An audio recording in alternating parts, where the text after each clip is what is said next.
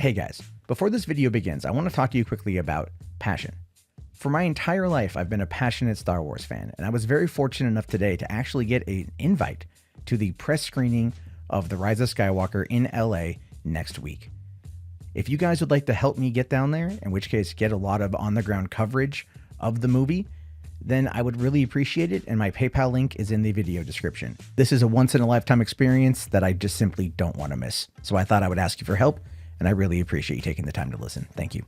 And may the Force be with you, always. Hey, what's going on, everyone? How you guys all doing today? My name is Matt Jarbo. This is $3 Theater. And I just want to say first and foremost that thank you so much to everyone who has been helping me raise the money to get down to LA for The Rise of Skywalker press screening next week. As I said in that little ad in the beginning, this is a once-in-a-lifetime experience and one that I'm so thankful for the help with. I really am. So if you guys can still help, that would be great. I need a little bit more. But in the meantime, you have my undying gratitude. And that is one of the reasons why this video is going to be really weird to make. Because over the span of the last 2 years, I have criticized Rian Johnson's The Last Jedi. I have criticized it for poor narrative decisions. I have criticized it because it destroyed the fandom, and I've criticized it because, generally speaking, it is not that good of a movie. But I did keep one thing in mind. I thought to myself, when The Rise of Skywalker comes out, or at least when Episode 9 comes out, they'll have an opportunity to fix some of the mistakes. And given how much John Boyega, Daisy Ridley, Anthony Daniels, J.J. Abrams, and a few other people have been criticizing The Last Jedi, it spoke to me that they had definitely something in the movie that was going to be 100% retconning, or at least fixing what happened, giving us that next piece of the puzzle so it doesn't quite feel like there's as much of a cliffhanger or an unexplained event. And of course, I was referring to Snoke. That's the thing. That's the damn thing. Snoke is the mystery box at this particular point in time, right? We are all wondering, like, JJ set him up in Episode 9 or Episode 7. Ryan killed him off in Episode 8, seemingly out of nowhere, much to the chagrin of many people out there. But today, Disney did something that kind of fixes The Last Jedi. I mean, it's a plot leak that we heard about like last week, but they confirmed the plot leak. They confirmed one of the leaks that came out to an extent, at least in this little clip. So I'm going to play it for you. I'm going to play it. We're going to talk about it, but it's going to be a spoiler. So if you don't want to know, click off now, but don't forget to hit that like button because I still need to, daddy still needs to get in the algorithm. Okay. Anyway, let's take a look here at this clip that popped up on Facebook of all places, not on the official Star Wars Twitter account, not on the official Star Wars YouTube channel. This is only on Facebook from what I can see. Granted, it's circulating around on Twitter, but the quality level is garbage. And this is terrible. YouTube, Twitter's or Facebook's compression is absolute crap. So strap in. We're gonna do this trailer because I think if you are excited to know what's gonna happen in the movie and you want to see if they're gonna fix something, hold on to your butts.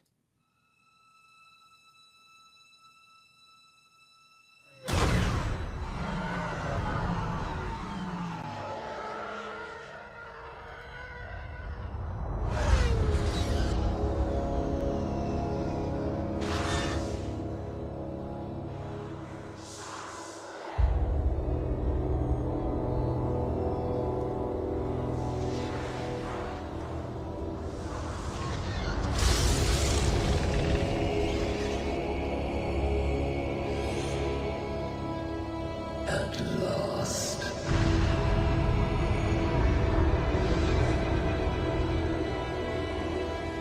My boy.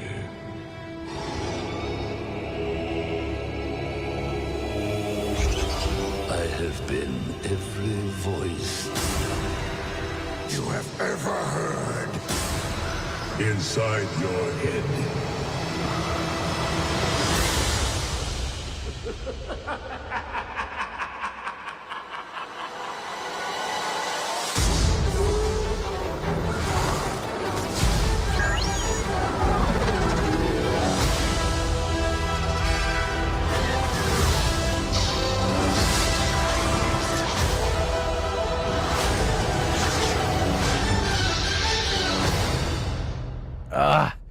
Oh my God, that looks amazing. That looks amazing.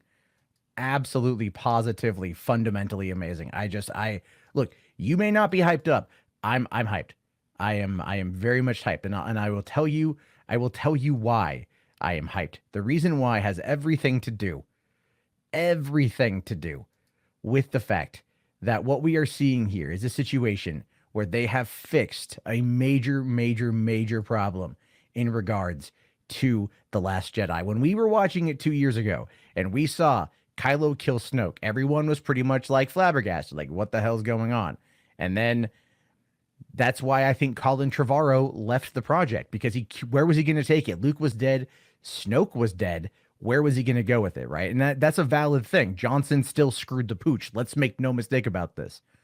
But there was a line that Trevorrow had said in an interview about J.J. Abrams when Abrams came on board, and Abrams was the one who suggested Palpatine. And that's when Colin Trevorrow said that was the key. That was the key to the lock. He couldn't figure it out. He couldn't unlock it.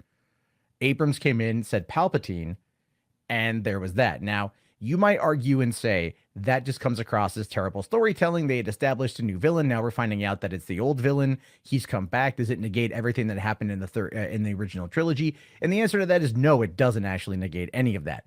Palpatine has been around since the beginning. He was the main villain of the prequel. He was the main villain of ultimately of the original trilogy. It just kind of makes sense that he would be the main villain of this one too. Because he is still a person who's always striving for power. And if the First Order is coming back, why not have it be the Emperor controlling him from the sidelines and doing it in a way where everyone thinks he's dead so he can then amass more power and do everything conniving that Sheev Palpatine has done in order to come back and just be like a beast. Now, look, I don't know how it's going to go from here. And this doesn't make The Last Jedi suddenly a good movie, but it finally explains something that we needed to have explained. And the reason why they left this out as a clip is because they want you to know that this is what the end game has been, that this has been Palpatine the whole time. Now they're telling you how he's done it. And the big thing to consider here is this was kind of pre-established, by the way, by JJ in The Force Awakens. Now, JJ says that like they never had a plan, which is again BS, because we know they outlined all 3 films. And the thing is, though, is there's that scene from The Force Awakens where Kylo is talking to Vader's mask, says, "I will finish what you started."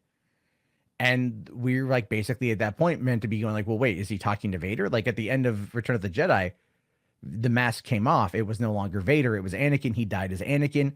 He redeemed himself as Anakin. And then there's that. But then how did Kylo get the mask? And I'm wondering if we're going to see that in this movie, if they're going to show us through flashbacks how Kylo got the mask and everything else. So I'm thinking that might be the thing. But think about that. When you've got the mask has been talking to Kylo, right? Well, in current canon, Palpatine is the one who crafted the mask, the helmet for Vader, using Sith alchemy. And it would only make sense that, Palpatine would have transferred his essence or some part of him into that particular mask, because we know that there are talismans that the Sith have that contain power. We know some Sith Lords have put their own essence into inanimate objects until they were able to come back to life, till they were able to get enough force power to basically drain someone else's life essence and then come back. We know that this has happened in canon. This is now showing it to us in a movie. Will this win over all the haters of The Last Jedi? No, because there's still so much fundamentally wrong with that movie. There's Carrie Poppins, there's Luke, there's Canto Bight, there's all those things. But with the fact that in the last couple of days, J.J. Abrams and the cast of the movie has been basically subtly trashing The Last Jedi. So much so that even Birth Movie's Death came out today and was like, can the actors please stop trashing the movie? Basically is how I interpreted the article. Or I should say at least the headline, because that's all I saw. I'll be honest there. But people have come out on Twitter and they're attacking it, saying, wait, why are they attacking The Last Jedi? Blah, blah, blah, blah, blah. Well, this is why. Because they wanted to get the people who were critical, the people that they know there's more critical than there were positive. I'll tell you that. At this point, there has to be. And they want them to know that some of their fears have been quelled and that this is an answer to a question that they've been waiting 2 years for, and that they want to get the rest of the answers. They're going to have to go and see the movie next week. This is what I call dynamite marketing. And I just also want to tie it in too, to this scene from The Last Jedi that tells us pretty much what exactly was going on. Tells us pretty much that this is how they were able to retcon everything that Ryan Johnson did, and I think it's actually pretty interesting. So here's a throne room scene where Kylo meets Snoke for the first time in The Last Jedi, and there's an interesting line of dialogue here. You wonder why I keep a rabbit cur in such a place of power. A cur's weakness, properly manipulated, can be a sharp tool. So think about that, right? He says there, do you know why you wonder why I keep a rabid cur, which by the way means like a rabid dog, in such a position of power? It means that a weakened, object can still be, while manipulated, can be a very good. I heard that basically it's a good, it's a sharpened tool. You can take something like this and you can wield it in a very important way if it's weak, and that's kind of been the whole point. Is they've treated Kylo as being weak this whole time.